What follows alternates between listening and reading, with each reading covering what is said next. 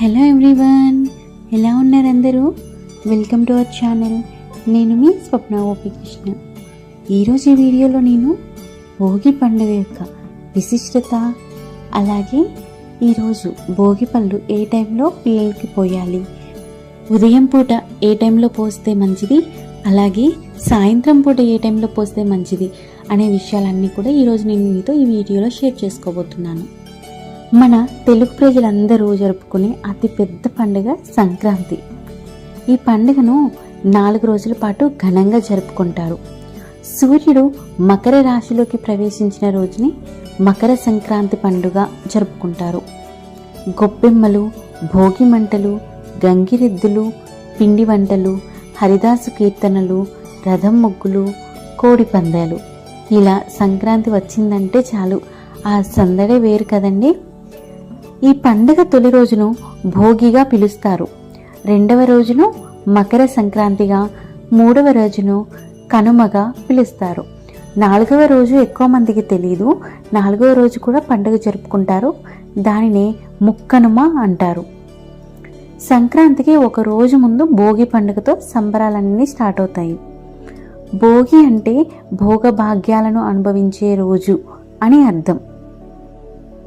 ఈరోజు సూర్యోదయానికి ముందే లేచి అభ్యంగన స్నానం చేసి ప్రతి ఇంటి ముందు భోగి మంటలు వేసుకొని పాతకు స్వస్తి చెప్పి నూతనత్వానికి స్వాగతం పలుకుతూ భోగి మంటలలో పాత పనికిరాని బట్టలను, వస్తువులను వేసి పీడలను, అరిష్టాలను తొలగించుకుంటారు. తెల్లవారక ముందే భోగి మంటలతో మొదలుకొని కుటుంబంలో ఆనంద కోలాహలం ప్రారంభమవుతుంది. భోగి రోజు బొమ్మల కొలువు, ముత్తైదువులతో పేరంటం కూడా చేస్తారు. ముఖ్యంగా భోగి పండుగ రోజు పెద్దలందరూ తమ ఇంట్లోని చిన్నారుల తలపై రేగిపళ్ళు పోస్తారు. భోగి పళ్ళ కోసం రేగుపండ్లు, చెరకు గడలు, బంతిపూల రెక్కలు, చిల్లర నాణేలు వాడతారు. కొందరు శనగలు కూడా కలుపుతారు. రేగి పళ్ళను పిల్లల తల మీద పోయడం వల్ల శ్రీమన్నారాయణుడి దివ్య ఆశీస్సులు లభిస్తాయని భావిస్తారు. భోగి పండ్లు పోయడం వలన పిల్లల మీద ఉన్న చెడు దృష్టి తొలగిపోతుంది. తలపై భాగంలో బ్రహ్మరంధ్రం ఉంటుంది. భోగి పండ్లను పోసి దాన్ని ప్రేరేపితం చేస్తే పిల్లల్లో జ్ఞానం పెరుగుతుంది అని ఒక నమ్మకం. ఈ భోగి పళ్ళను 12 ఇళ్లలోపు చిన్నారుల తలపై మాత్రమే పోయాలి. ఎక్కువ శాతం అందరూ కూడా భోగి పళ్ళను సాయంత్రం వేళలో పోస్తారు, కానీ కుదరని వాళ్ళు ఉదయం కూడా పోయొచ్చు. తరువాత సాయంత్రం 4 గంటల నుండి 6 గంటల లోపు మాత్రమే పిల్లల మీద భోగి పళ్ళు అనేవి పోయాలి. అలాగే పిల్లల మీద ఈ భోగి పళ్ళు పోయడానికి కూడా ఒక సైంటిఫిక్ రీజన్ ఉంటుంది. ఎక్కువగా మనమందరం కూడా 12 ఏళ్లలోపు పిల్లలకి మాత్రమే భోగి పళ్ళు పోస్తాం. ఎందుకు అంటే ఈ వయసు పిల్లలకు ఇమ్యూనిటీ పవర్ అనేది తక్కువగా ఉంటుంది, అంటే వ్యాధి నిరోధక శక్తి తక్కువగా ఉంటుంది కదా. సో ఈ రేగి పళ్ళల్లో సి విటమిన్ అనేది చాలా ఎక్కువగా ఉంటుంది, రోగ నిరోధక శక్తిని పెంచుతుంది.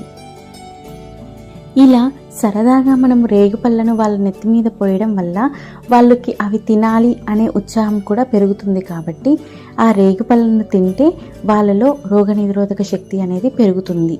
కానీ ముఖ్యంగా చాలామంది కూడా అలా దిష్టి తీసేసిన రేగి పళ్ళను తినకూడదు అంటారు. అవి కాకుండా వేరేవి ఇస్తే మంచిది.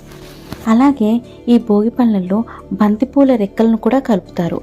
ఇది ఎందుకు అంటే బంతిపూల రెక్కలు ముఖ్యంగా క్రిమి కీటకాలను దూరంగా ఉంచుతాయి, అందుకోసమని వాడతారు. ఇలా మన పురాణాలన్నీ కూడా చాలా వరకు సైంటిఫిక్ రీజన్ కూడా ఉంటాయండి. ఇప్పుడు ఈ భోగి పళ్ళు ఎలా పోస్తారు అనే విషయం చెప్తాను, వినండి. సాయంత్రం వేళ చుట్టుపక్కల ఉన్న పెద్దవారందరినీ పిలిచి వారితో పిల్లలకు దిష్టి తీయిస్తారు.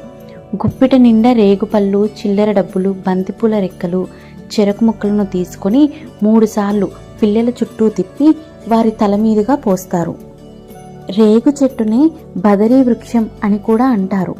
సాక్షాత్తు శ్రీమన్నారాయణుడే ఈ బదరీ వృక్షం వద్ద ఆశ్రమాన్ని ఏర్పాటు చేసుకున్నాడని, ఆ ఫలాలను తింటూ తమ తపస్సును కొనసాగించాడని, దేవుడికే ప్రీతిపాత్రమైన ఈ పండ్లను పిల్లలపై పోస్తే సాక్షాత్తు నారాయణుడే దీవించినట్టు అని నమ్మకం.